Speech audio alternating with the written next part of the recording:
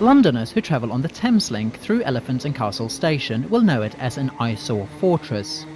With a reputation of crime and antisocial behaviour, the Heygate estate is now near empty and ready for demolition. But for many, the estate has been a home for more than 35 years. It was pretty much like growing up in any other South London council estate. It was certainly nothing like the reputation that the Heygate has in its latter days. It was certainly not, you never felt you were growing up in a place which was particularly dangerous or particularly scary. Jerry's family lived here for more than 30 years, and the family home became a second home for him once he left. Jerry says much of the Heygate's reputation has been caused by its repeated use in the media as the quintessential crime-ridden estate. The feature films and the television programmes such as Harry Brown and The Bill that have been made on the estate, that use the estate as a film set, certainly haven't done the people on the estate any favours at all. It's really gave the estate an undeserved bad reputation, which has angered a lot of people. Oh, what a shithole. You wouldn't want to live around here if you didn't have to, would you?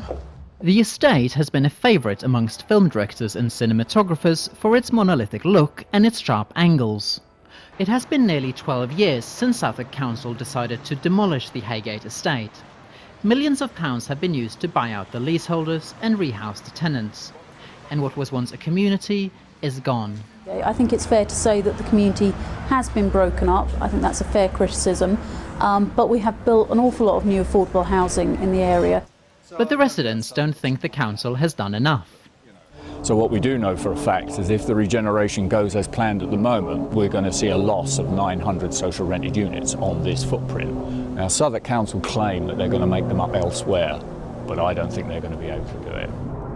On the Heygate site, we expect that there will be fewer affordable homes, at least 625, but hopefully more than that. At the same time, we've already built over 800 new affordable homes in the neighbouring streets. Urban geographers who have studied the Heygate and the adjacent Aylesbury estate see the redevelopment as gentrification of the area and breaking up of communities, similar to what happened when the estates were built. Late 90s, I went to a meeting at Downing Street on neighbourhood renewal, and I remember sitting in the audience and thinking to myself, why are they doing this? This is exactly what they did in the 1960s. When the estate was completed in 1974, it replaced old tenement blocks that had stood in a traditional street pattern. The geography of the estate, with a lack of thoroughfare, has been said to create a breeding ground for crime and has been given as a main reason for the demolition. Academics don't agree with this and see the location and socio-economic factors as more important.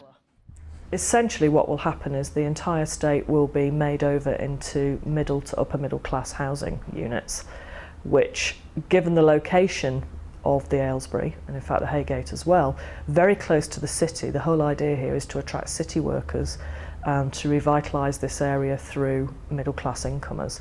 1,200 apartments have been boarded up, and today only 5 dwellings are inhabited. But even though the community is gone, new initiatives from urban farming to arts events are taking shape within the fortress walls. The big dystopia kills off little utopias. When the communal heating system... I think it's actually really elegant. I think the quality of the concrete is pretty good. I think the space standards of the flats are quite high, probably bigger than would be built nowadays. The green spaces between the blocks are really good. It's just basically it's a pleasant living environment. The 20th Century Society's aim is to conserve post-1940s architecture in Britain, both for aesthetic and environmental reasons. There's an enormous amount of embodied energy in the materials used to construct this estate, and it's still basically structurally sound and actually in not bad condition at all. I mean, it could very easily have been refurbished. The council's regeneration plans do take green policies into consideration. We expect to be reusing over 90% of the concrete that's currently in the Heygate. We've demolished the first few blocks on Rodney Road. All of the concrete from those blocks has been crushed and is being stored on site and will be reused in the footings of the new homes. At this stage, the conservation of the Heygate is doubtful. A number of similar estates across the UK are being demolished, but appreciation of the modernist style is on the rise. It always takes time for people to reassess and reevaluate architecture of any decade, and a lot of these buildings, their time has nearly come, and hopefully they'll survive to be reappreciated. Probably not the Heygate. The architect who designed the Heygate recently returned to the estate for the first time in over 10 years. He acknowledges the growing recognition of 70s design. All architecture, good or bad, goes through a period after the last 30 years or so, after it's built, where it's at its most unfashionable. Tim Tinker defends the reasoning behind the monolithic construction of the estate. People say, okay, well, it's a bit fortress-like. Well, it was intended to be fortress-like against the traffic, because the pedestrians were supposed to walk through the middle. But the intended idyllic pedestrian zone did not work as planned. It turns its back on the rest of the Walworth area with all the homes facing inwards, and it makes it very difficult to walk through or to enjoy the area if you're not living there. You would really only go onto the Heygate estate if you lived there. In the council's regeneration plans, the pre-1974 street pattern will be reintroduced. The architect sees this as counter to creating a community. If you've got a family, particularly with young children, then having a tower block that comes down straight onto a very busy city street, I would say is not an ideal thing for families. The term failed estate has been used about the Heygate, a term suggesting that the social utopia of the 1960s did not go as planned.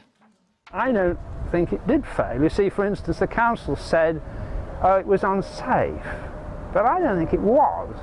I think the evidence is that perhaps it was more of a fear of crime than crime per se. I think a lot of people have enjoyed living here. Demolishing it will disturb, disrupt, destroy the community that's been here. And in environmental terms, it's a disaster. Popular or not, the decision to demolish the estate has been made. Artists, film students and conservationists who would never set foot on the estate 10 years ago now flock here to capture the essence of the place. An empty shell soon to be gone. And next time your train goes by, it may well be.